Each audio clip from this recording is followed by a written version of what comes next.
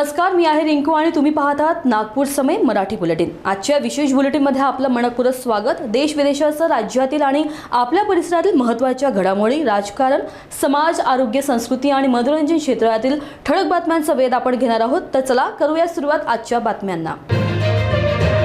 नागपूरच्या कामठी तालुक्यातील खापरखेडा परिसरातून शुक्रवारी एक मोठा अपघात टळल्याची बातमी समोर आली आहे। शुक्रवारी सकाळी 11:45 बर्डीहून खापरखेडाकडे जाणाऱ्या आपली बसचे अचानक ब्रेक फेल झाले। बस खापरखेडा रेल्वे क्रॉसिंग चौकीजवळ आली असताना हा प्रकार घडला।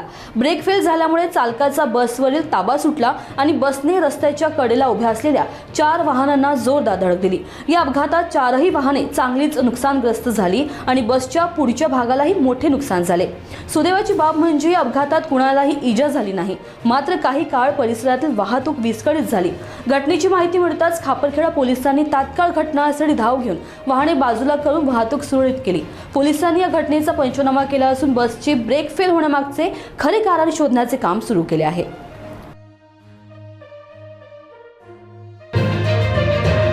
जळगाव जिल्ह्यातील पाचोरा शहरात दिवसाढवळ्या सिनस्टाईल फायरिंग झाल्याने एकच खळबळ उडाली आहे। एका तरुणाची थेट गोळ्यात झाडून हत्या करण्यात आली। सविस्तर माहिती अशी की छत्रपती शिवाजी नगरातील रहिवासी आकाश कैलास मोरे वय 26 वर्ष हा बसस्थानक परिसरात थांबला असताना 2 अज्ञात व्यक्ती मोटरसायकलवरून आले आणि त्याच्यावर अंधाधुंद गोळीबार केला। गोळ्या लागल्याने आकाश मोरे हा जागीच ठार झाला। घटनेनंतर आरोपी घटनास्थळावरून फरार झाले आहेत। पाचोरा पोलिसांनी घटनास्थळी धाव घेऊन पंचनामा केला असून मृतदेह ग्रामीण रुग्णालयात हलविण्यात आला आहे। आरोपींचा शोध घेण्यासाठी परिसरातील सीसीटीव्ही फुटेज तपासले जात आहेत। लवकरच आरोपींना अटक केली जाईल अशी माहिती पोलिसांकडून देण्यात आली। पाचोरा शहरात दिवसाढवळ्या गोळीबाराची घटना घडल्याने परिसरात भीतीचे वातावरण आहे।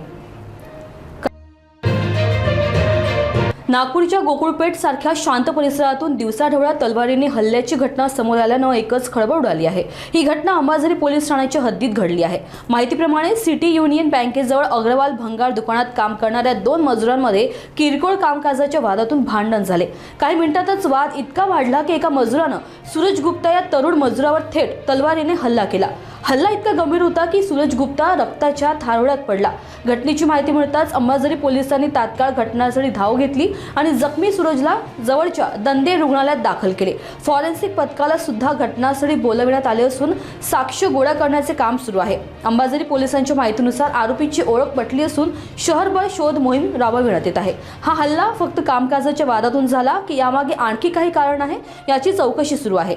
गोकुळपेठ सारख्या शांत भागात दिवसाढवळ्या तलवारीने हल्ला झाल्याने नागरिकांमध्ये भीतीचे वातावरण आहे।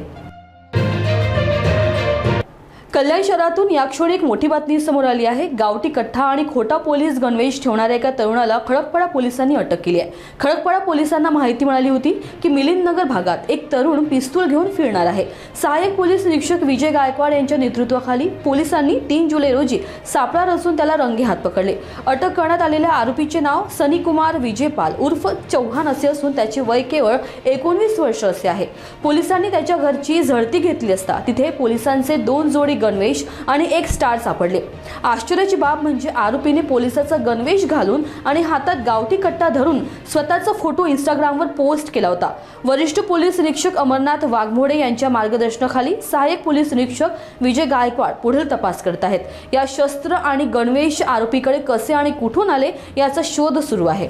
खडकपाडा पोलीस स्टेशनच्या हद्दीमधली कल्याणमधली ही घटना आहे।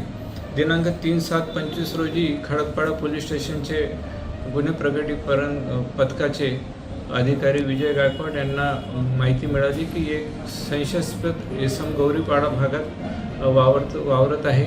ती बातमी त्यांनी त्यांचे वरिष्ठ पोलीस निरीक्षक श्री वाघमोडे साहेब यांना दिली आणि बातमीची शहानिशा ते करीत असताना एक इसम त्यांना गौरीपाडा भागामध्ये मिळून आला। त्याची त्यांनी अंगझडती घेतली असता त्याच्याकडे एक लोखंडी धातूचा काळसर रंगाचा गावठी कट्टा हा मिळून आला। तो त्यांनी पंचनामा करून ताब्यात घेतला। रीतसर गुन्हा दाखल।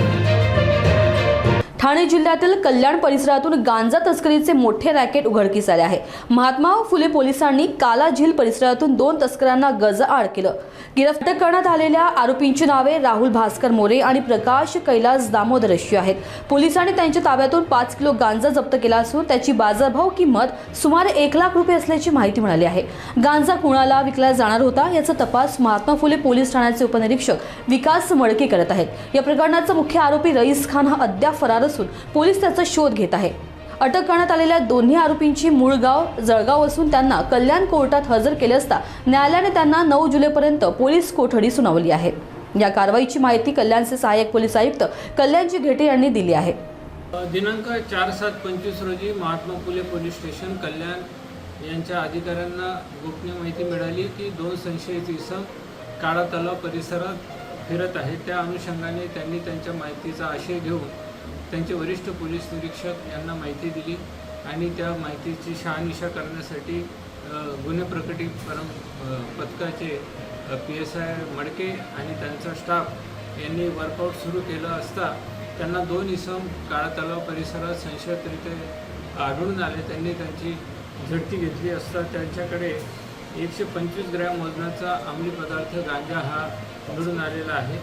त्या जवळपास त्यांचे 5 किलो इतकं वजन आहे त्याचं आणि त्याची बाजार किंमत 1 लाखाची आहे. आजच्या बातम्यांमध्ये एवढंच. आणखी ताज्या व विश्वासार्ह घडामोडींसाठी बघत राहा नागपूर समय. पुन्हा भेटू लवकरच. धन्यवाद.